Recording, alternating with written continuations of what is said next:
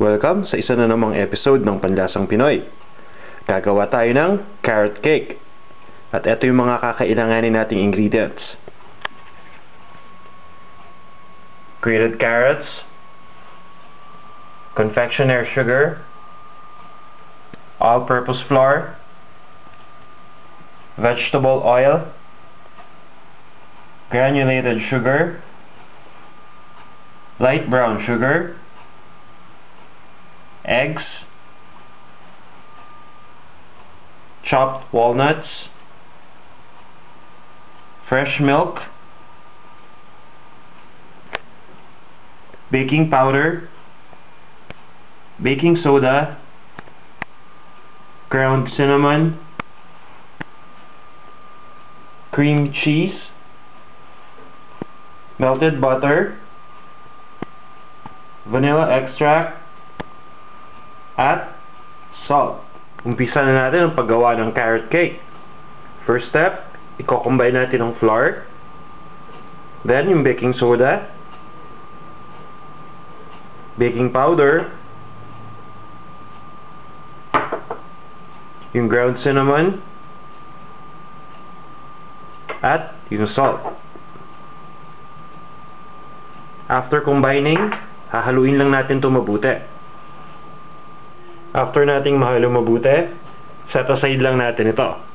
Next step, kukuha lang tayo ng isang malaking mixing bowl at ilalagay na natin dun yung eggs. Then, gagamit tayo ng isang electric mixer and paghahaluin natin yung granulated sugar at yung light brown sugar.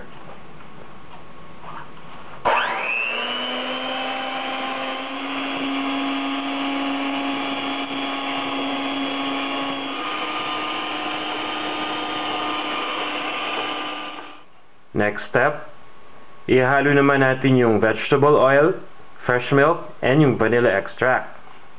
At this point, ang gagamitin natin dito, low speed.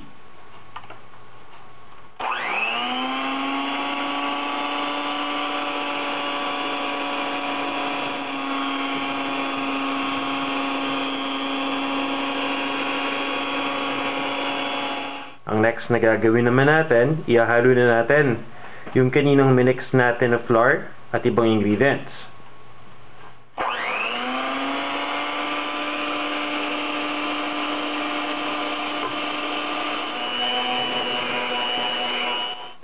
After nating ma-ensure na nahalo na natin lahat ng ingredients, ilalagay na natin ngayon yung grated carrots.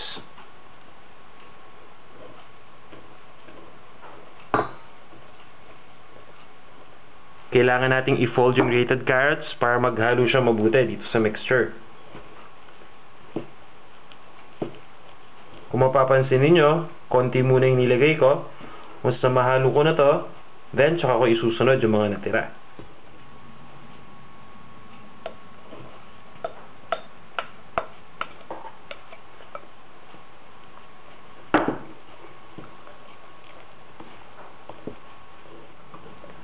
Once na nahalo na natin mabuti, or na-fold na natin mabuti ang carrots, then pwede na natin ilagay yung walnuts. Ito yung chopped walnuts. Magtitira lang tayo ng konti para sa decoration ng cake. Then after natin itong mahalo, kukunin na natin yung ating cake pan at ililipat na natin itong batter. Ito na yung gagamitin nating cake pan. Ang kailangan ko dito, dalawa. Then, kung mapapansin niyo, nilagyan ko na dito ng wax paper, yung bottom part ng cake pan, para madaling matanggal mamaya yung cake after baking. Para makasigurado rin na hindi didikit yung cake, gumagamit ako dito ng no stick baking spray. Lalagyan ko lang yung sides.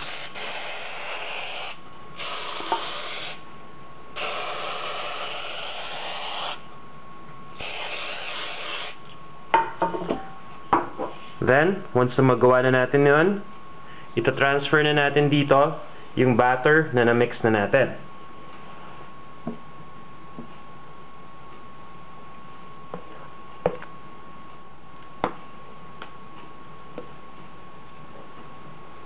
Since dalawa yung ginawa natin or dalawa yung gagamitin natin na cake pan, hatiin lang natin tong batter. Dapat equal sila. And make sure na preheat na natin yung oven bago natin umpisa ng pagbe-bake. Once na mapuno na natin yung dalawang cake pan, pwede na natin itong i-bake. Habang binibake natin yung carrot cake, gawin muna natin yung frosting. Ito yung tinatawag na cream cheese frosting. Kailangan lang natin dito yung cream cheese, ilalagay na natin sa isang mixing bowl. Then, gagamit ulit tayo ng electric mixer. At i-mix na natin or i-blend natin. Next, ihahalo na natin yung butter. Ilalagay lang natin yung butter. Ito yung soft butter na-melt na natin to kanina.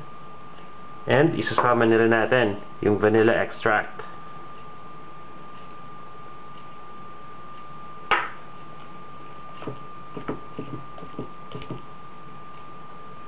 Then, imimix natin uli ito.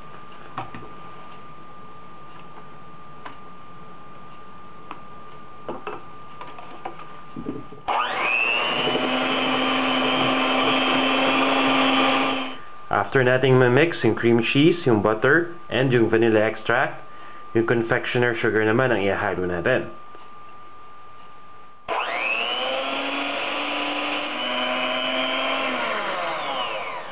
After nating ma-mix itong frosting, set aside lang natin muna to. Then, hintayin nating ma-bake yung carrot cake and i-cool down muna natin yon. After baking, and after nating ma-cool down itong carrot cake, ilalagay na natin to dito sa flat surface. Then, uumpisa na natin ang paggawa dito or paglagay ng frosting.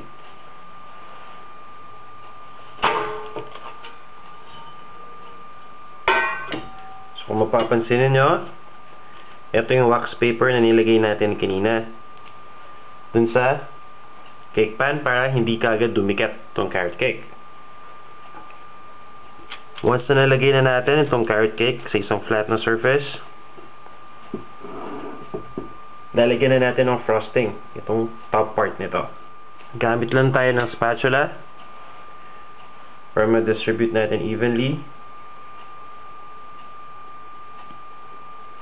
Then once na maayos na natin to, kukunin naman natin yung pangalawang cake na ginawa rin natin and ilalagay natin dito sa taas.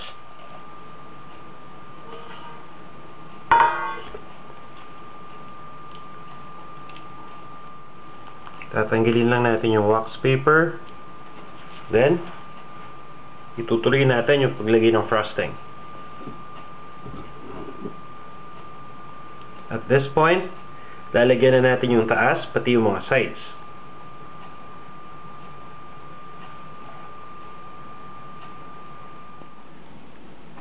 Para sa exact measurements ng mga ingredients, at iba pang mga exciting recipes na kagaya nito, bumisita lang kayo sa panlasangpinoy.com. After nating malagay yung ibang garnishing, eto na yung ating carrot cake.